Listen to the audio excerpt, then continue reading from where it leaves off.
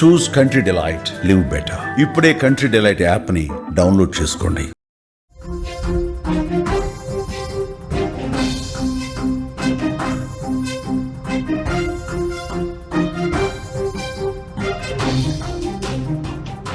డాలర్కు ప్రత్యామ్నాయంగా బ్రిక్స్ దేశాల currency Trump సుంకాలను ఎదుర్కొనేందుకు ఈ కొత్త ప్లాన్ చేస్తున్నట్లుగా తెలుస్తోంది.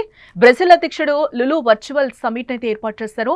ట్రంప్ బెదిరింపులు బ్రిక్స్ లో కొత్త కరెన్సీపై చర్చలకు దారితీసిందని చెప్పుకోవచ్చు. బ్రిక్స్ దేశాలపై ట్రంప్ 100% సుంకాల బెదిరింపు ప్రపంచ వాణిజ్యంలో దశాబ్దాలుగా తిరుగులేని ఆధిపత్యం చెలాయిస్తున్న డాలర్కు చెక్ పెట్టే ప్రయత్నాలు జరుగుతున్నాయా? అమెరికా అధ్యక్షుడు డొనాల్డ్ ట్రంప్ అనుసరిస్తున్న టారిఫ్ విధానాలను ఎదుర్కోవడానికి బ్రిక్స్ దేశాలు ఒక కొత్త కరెన్సీని రూపొందించే ఆలోచనలో ఉన్నాయా అంటే అవును, ఇదే ఇప్పుడు ప్రపంచ ఆర్థిక వేదికపై జరుగుతున్న హాట్ టాపిక్. గత కొద్ది రోజులుగా అమెరికా అధ్యక్షుడు డొనాల్డ్ ట్రంప్ వైఖరి ప్రపంచ దేశాలను కలవరపెడుతోంది. కొత్తగా ట్రంప్ ప్రభుత్వం భారీగా సుంకాలు విధిస్తూ ఉండడంతో బ్రిక్స్ దేశాలు అప్రమత్తమయ్యాయి. ఈ కూటమిలో భాగమైన బ్రెజిల్ అధ్యక్షుడు Luiz Inacio Lula doctor Silva ఒక కీలకమైన వర్చువల్ సమిట్ అయితే ఏర్పాటు చేయాలని నిర్ణయించుకున్నట్లుగా తెలుస్తోంది.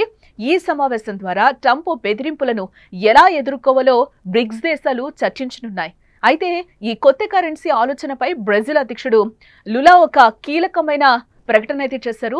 మేము డాలర్కు వ్యతిరేకంగా ఏం చేయాలనుకోవడం లేదు. డాలర్ ఒక ముఖ్యమైన కరెన్సీగా కొనసాగుతుందని మేము భావిస్తున్నాం. బ్రిక్స్ దేశాల మధ్య వ్యాపారాన్ని మరింత సులభతరం చేయడానికి ఒక ఉమ్మడి కరెన్సీని తయారు చేసే ఆలోచన మాత్రమే ఉంది అని కూడా ఆయన చెప్తున్నారు. ఈ విషయంలో ఇంకా పరిశోధన జరగాలని కూడా ఆయన చెప్పారు. అంటే ఈ ప్రయత్నం డాలర్ ఆధిపత్యాన్ని తగ్గించడానికి కాకుండా కేవలం వ్యాపార అవసరాల కోసమేనని కూడా బ్రెజిల్ ఇక్కడ స్పష్టం చేస్తోందని చెప్పుకోవచ్చు. ఇక బ్రిక్స్ కొత్త కరెన్సీ వ్యవహారంపై భారతదేశ విదేశాంగ మంత్రిత్వ శాఖ ప్రతినిధి రణధీర్ జైస్వాల్ దీనిపై ఒక క్లారిటీని అయితే ఇచ్చారు. బ్రిక్స్ కూటమిలో భారత్ ఒక కీలక సభ్య దేశమని, ఉమ్మడి ప్రయోజనాలపై ఇతర సభ్యులతో ఎప్పటికప్పుడు సంప్రదింపులు జరుపుతుందని కూడా ఆయన అంటున్నారు. అయితే డాలర్కు వ్యతిరేకంగా భారత్కి ఎలాంటి ఎజెండా లేదని కూడా ఆయన తేల్చి చెప్పారు. ఇది ఈ అంశంపై భారతదేశం తీసుకుంటున్న జాగ్రత్తపూర్వక వైఖరిని సూచిస్తుంది. ఇదిలా ఉండగా గత జనవరిలో డొనాల్డ్ ట్రంప్ బ్రిక్స్ దేశాలకు ఒక తీవ్రమైన హెచ్చరికనైతే చేశారు. ఒకవేళ బ్రిక్స్ దేశాలు డాలర్ను దాటవేసి ఉమ్మడి కరెన్సీని రూపొందించడానికి ప్రయత్నిస్తే వాటిపై ఏకంగా 100% సుంకాలు విధిస్తానని కూడా ఆయన బెదిరించడం జరిగింది. ఏ బెదిరింపులు మినహాయింపు లేకుండా అందరికీ వర్తిస్తాయని కూడా ఆయన చెప్పారు.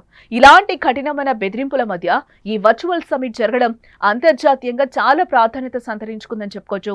భవిష్యత్తులో బ్రిక్స్ దేశాలు అమెరికా ఒత్తిడిని ఎలా ఎదుర్కొంటాయో, డాలర్ ఆధిపత్యానికి ఎలాంటి ప్రత్యామ్నాయాలు తీసుకొస్తాయి కూడా మనం చూడాల్సిన అవసరం ఎంతైనా ఉంది అని అంటున్నారు. గ్లోబల్ ట్రేడ్ రీసెర్చ్ ఇనిషియేటివ్ సంస్థ విశ్లేషణ ప్రకారం మనం చూస్తే ప్రత్యర్థి దేశాలను బెదిరించేందుకు అమెరికా చేపడుతున్న చర్యలే ఈ మార్పుకు కూడా ప్రధాన కారణంగా ఇక్కడ మనకు కనిపిస్తోంది. ఇది అంతర్జాతీయ వాణిజ్యంలో గణనీయమైన మార్పులకు దారితీస్తుందని కూడా అంటున్నారు. ప్రత్యర్థి దేశాలను బెదిరించేందుకు అమెరికా చేపట్టే ఆర్థిక చర్యలు ఆ దేశాలను డాలర్ ప్రత్యామ్నాయం వైపు నెడుతున్నాయి. ముఖ్యంగా అంతర్జాతీయ పేమెంట్స్ వ్యవస్థ స్విఫ్ట్ను ఉపయోగించకుండా నిషేధానికి గురైన రష్యా, ఇరాన్, వెనిజువెలా వంటి దేశాలు డాలర్లలో చెల్లింపుల స్వీకరణను నిలిపేశాయి. దీంతో భారత్, చైనా వంటి దేశాలు తమ సొంత కరెన్సీలోనే ట్రేడింగ్ చేస్తున్నాయి. డొనాల్డ్ ట్రంప్ డాలరేతర కరెన్సీల్లో ట్రేడింగ్ చేస్తున్నందుకు బ్రిక్స్ దేశాలపై 10% పన్నునైతే ప్రతిపాదించారు. వాషింగ్టన్ యొక్క ఒంటెద్దు పోకడల వల్లే ఈ పరిస్థితి వచ్చిందని, కానీ అమెరికా దీన్ని గుర్తించడం లేదని జీటీఆర్ఐ అభిప్రాయపడుతోంది. వివిధ దేశాలు డాలర్ నుంచి దూరంగా జరగడం తిరుగుబాటు కాదు, వారికి మిగిలినదొక్కటే మార్గం అని జీటీఆర్ఐకి చెందిన అజయ్ శ్రీవాస్తవ కూడా చెప్తున్నారు. రష్యా, చైనాల మధ్య 90% వాణిజ్యం రూబుల్ లేదా యువాన్లలో జరుగుతుంది. భారత్ రూపాయలు, దిర్హాముల్లో రష్యా చమురు కొనుగోలుకు చెల్లింపులు చేస్తోంది. పెట్రో డాలర్ ఒప్పందం చేసుకున్న సౌదీ అరేబియా కూడా డాలరేతర చమురు వ్యాపారానికి తెరతీసిందని కూడా చెప్తున్నారు. అమెరికా ఆంక్షలే ఆయా దేశాలను డాలర్ ప్రత్యామ్నాయాలు వెతికేలా ప్రేరేపిస్తున్నాయి.